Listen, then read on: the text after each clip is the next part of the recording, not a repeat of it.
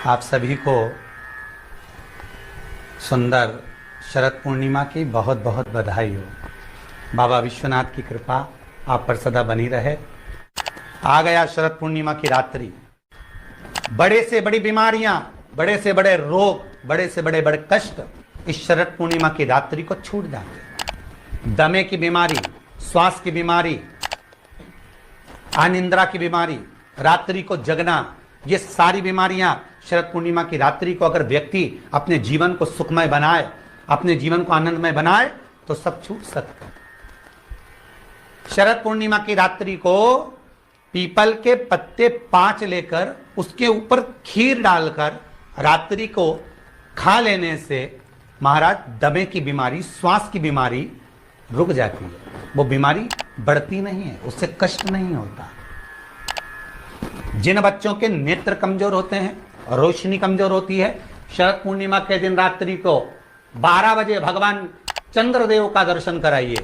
5 से 7 मिनट तक नयन मिलाएं चंद्रदेव के साथ और बाद में एक पीपल के पत्ते पर खीर जो चंद्र के नीचे रखी हुई है उसी खीर को चटा दीजिए। फिर चंद्र का दर्शन कराओ, फिर खीर को चटा दीजिए। महाराज नयन की ज्योति बढ़ती है, नींद नहीं आती तो निंद्रा देवी प्रवेश करती है, निंद्रा अच्छी आती है, आनंदित होता है। महाराज जिस व्यक्ति के शरीर में गांठ पड़ जाती हो, शरीर काला पड़ जाता हो, चट्टे पड़ जाते हो या दांत खाज खुजली हो जाता हो, उसके लिए भी शरद पूर्णिमा की रात्रि को 12 बजे महाराज भगवान चंद्रदेव के लिए 21 दिए जलाए जाते हैं। उस 21 दिए की कालोच एक थाली में इकट्ठी करी जाती है।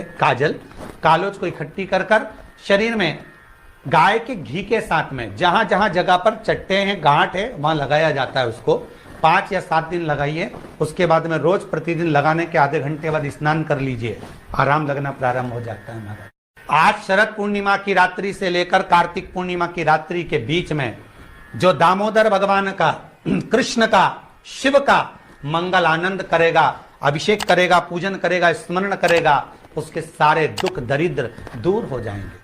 रात्रि को आप बड़े प्रेम से खीर बनाओ, चंद्रदेव की साक्षी में रखो, भोग लगाओ भगवान श्री हरि को। बन सके अगर लक्ष्मी की कमी है, लक्ष्मी नहीं आ रही है, व्यापार नहीं चल रहा है, तकलीफ बहुत ज्यादा है, घर में कष्ट है, कर्जा ज्यादा है, तो एक तांबे के कलश के ऊपर, तांबे के कलश में पानी भरना, कटोरी रखना, उस पर लक्ष्मी जी की मूर्ति रखना। लक्ष्मी जी की मूर्ति नहीं हो तो चांदी का सिक्का रखना। उसके सम्मुख में आप 31 दीपक 31 दीपक घी के लंबी बाती के जला देना।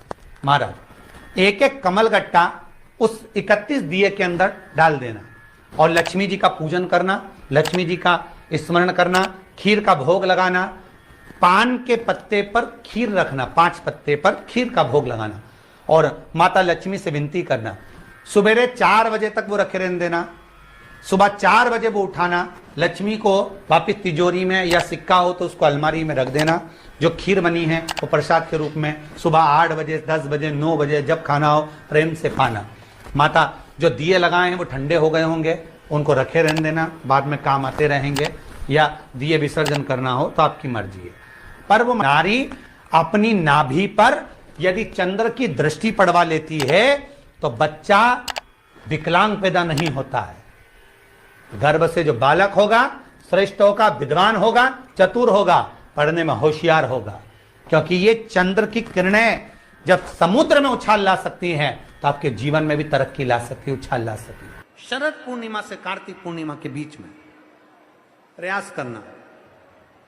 दुकान नहीं चल रही हो, व्यापार नहीं हो रहा हो, तकलीफें बहुत ज्यादा हो, घर में क्लेश जाता हो, अशांति ज्यादा हो, पैसे नहीं आ रहे हो, 1 रुपया कमा रहे, 1.25 रुपये खर्च हो रहा, बहुत टेंशन है, तो शरद पूर्णिमा से कार्तिक पूर्णिमा तक एक हल्दी और कुंकू ये थोड़ा सा मंदिर में लेकर जाइए। हल्दी और कुंकू जरा जरा सा ले जाओ। अशोक सुंदरी वाली जगह पर पहले शंकर जी पे जल चढ़ा दो, अशोक सुंदरी वाली जगह पे जल चढ़ा दो और वह हल्दी और कुंकू की एक एक बिंदी अशोक सुंदरी वाली जगह पर अपनी कामना कर कर लगा कर आओ। उसी में से वो हाथ जो तुम्हारा गीला है कंकु हल्दी का, वही हाथ लाओ, घर में प्रवेश करते समय अपनी देहली पर थोड़ा सा लगा दीजिए। शरद पूर्णिमा से कार्तिक पूर्णिमा तक कर कर देखो, उसके बाद में फिर बताना कि मेरा देव अधिदेव महादेव ने तुम्हारी झोली भरी कि ना भरी। कहानी दिखे कहीं किसी को पास कहानी दिखे, रहते हैं उसके लिए भी शरद पूर्णिमा के दिन तुलसी की जो डंडी होती है, बेलपत्र की जो ये डंडी है, ऐसे ही तुलसी का जो पत्ता होता है, उस पत्ते की जो डंडी होती है, उस डंडी को चंद्रमा को देखा जाता है। उस डंडी की जो कोर होती है, उस कोर को दृष्टि से मिलाया जाता है। शरद पूर्णिमा की रात्रि ठीक 12 बजे आप चंद्रमा की, जैसे चंद्रमा का भाग, उस चंद्रमा के भाग को आप उस डंडी के भाग से निहारने का प्रयास करिए। मारा घर में आइए, घी का दिया लगाइए, उस घी के दीप को लगाने के बाद पूर्णिमा के दिन उस पर एक प्लेट थोड़ी तिरछी कर रख दो, जिससे उसकी कालोच काई की, उस दीप की, घी के दीप की कालोच उस प्लेट पर आ जाए। थोड़ी सी कालोच ले लीजिए, 5-10 मिनट में आ जाएगी। उसको गाय के घी में मिलाकर आंखों में सुरमा लगाकर रात्रि को सो जाइए। 3 दिन बाद आप महसूस करेंगे कि नेत्र की ज्योति बढ़ना प्रारंभ हो रही है। पूर्णिमा का जो चंद्र है वो विशाल का है, और उस चंद्र की पूर्णता में हमारी अभिलाषाएं भी पूर्ण हो। अब पूर्णिमा के व्रत में आपने कई बार किताब पढ़ी होगी पूर्णिमा की, या आपने व्रत किया होगा, या पूर्णिमा का व्रत आप धारण करे होगे, तो उसमें पूजन कौन से भगवान की होती है? पूर्णिमा के व्रत में केले के खंभ लगाकर पूर्णिमा का जो उद्यापन होता है, पूर्णिमा की जो पूजन होती है, उस पूजन में शंकर और पार्वती की पूजन की जाती है। शंकर और पार्वती का पूजन क्यों करा जाता है पूर्णिमा के व्रत में?